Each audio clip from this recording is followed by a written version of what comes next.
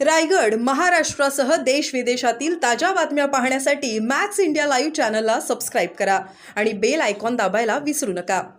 मध्ये परिवार विभागाच्या माध्यमातून बाईक टॅक्सीचा प्रस्ताव हा मंत्रिमंडळाच्या मान्यतेकरता ठेवण्यात आला होता आणि माननीय मुख्यमंत्री श्री देवेंद्रजी फडणवीस, उपमुख्यमंत्री श्री एकनाथ शिंदे आणि उपमुख्यमंत्री श्री अजितदादा पवार यांच्या नेतृत्वाखाली झालेल्या या बैठकीमध्ये सर्व मंत्री महोदयांनी बाईक टॅक्सीला महाराष्ट्रामध्ये आज परवानगी दिलेली आणि त्या माध्यमातून बाईक टॅक्सीला परवानगी दिल्यानंतर ही बाईक आम्ही ह्या महाराष्ट्रामध्ये राबवणार आहोत.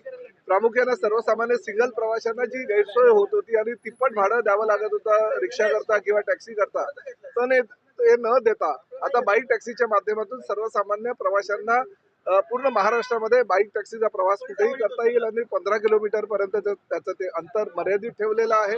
प्रामुख्याने 50 बाईक एकत्रितपणे घेणाऱ्या संस्थेला तो पूर्ण ती परवानगी देण्यात येईल आणि प्रामुख्यानं महिलांच्या सुरक्षिततेच्या दृष्टिकोनातून अतिशय चांगले नियमावली आम्ही बनवले. अजूनही काही त्याच्यामध्ये नियमामध्ये काही ऍड करायचे असेल गोष्टी त्याही आम्ही ऍड करतो, परंतु 2 प्रवाशांमध्ये असलेलं पार्टिशन आणि त्याचबरोबर पावसाळ्यामध्ये प्रवाशांना सुखसोयी उपलब्धता व्हावी, पावसामध्ये भिजू नये याकरता पूर्णपणे वरती कव्हर असलेल्या ई बाईकलाच आम्ही परवानगी देणार आहोत आणि प्रामुख्यानं ई बाईकला प्रमोट करण्याच्या दृष्टिकोनातून ही जे धोरण आहे राज्य शासनाने ठरवलेलं आहे त्या माध्यमातून आम्ही त्याला आज परवानगी मागितली आणि मंत्रिमंडळाचे मी आभार मानतो की त्यांनी याला मान्यता दिली. महिला प्रवाशांची सुरक्षा कशी असेल? महिला प्रवासी सुरक्षा आता प्रवाशांच्या सुरक्षिततेच्या दृष्टिकोनातून आम्ही भरपूर उपाययोजना केलेल्या आहे. अजूनही काही आमच्याकडे जे पर्याय उपलब्ध होतील त्यानुसार त्या नियमावली आम्ही आणणार आहोत,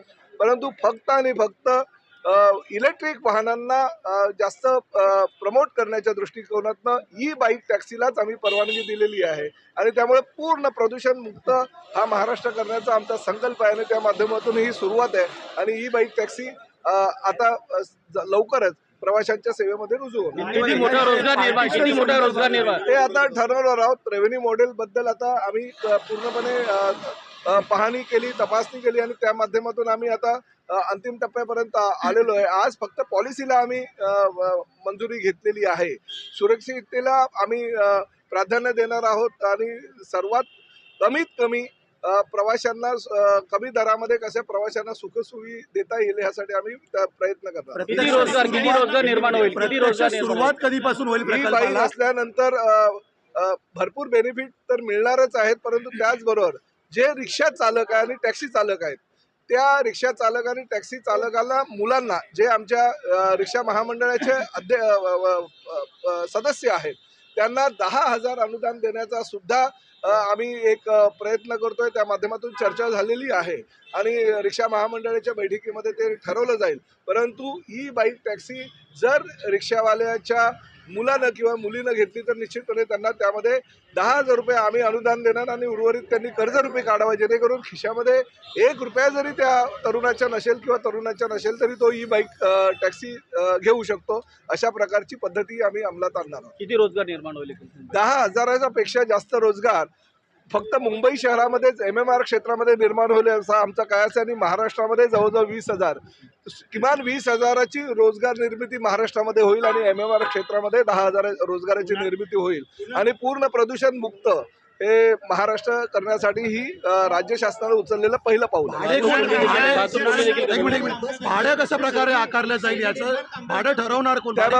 नाही, भाडे निश्चिती धोरण आम्हीच ठरवणार आणि आम्हीच ती नियमावली सुद्धा ठरवणार आहोत, जेणेकरून रिक्षामध्ये बसल्यानंतर किंवा टॅक्सीमध्ये बसल्यानंतर जर 100 रुपये प्रवासाला खर्च येतो एका सिंगल पॅसेंजरला, तर तो प्रवास त्याचा 30 ते 40 रुपयामध्ये कसा होईल, तिप्पट भाडं त्याला द्यायला लागू नये ह्यासाठी आम्ही प्रयत्न करतोय आणि ते यशस्वी होईल याची आम्हाला प्रत्यक्ष सेवा कधी सुरू होईल ही ग्राहकांना? आता नियोजन नियोजन पण मला असं वाटतं की एका महिन्यात 1 ते 2 महिन्यामध्ये त्याला सुरुवात होईल. सर, हिंदी आज हिंदी बाइक टैक्सी का कितना फायदा होगा? मैं हमारे मंत्री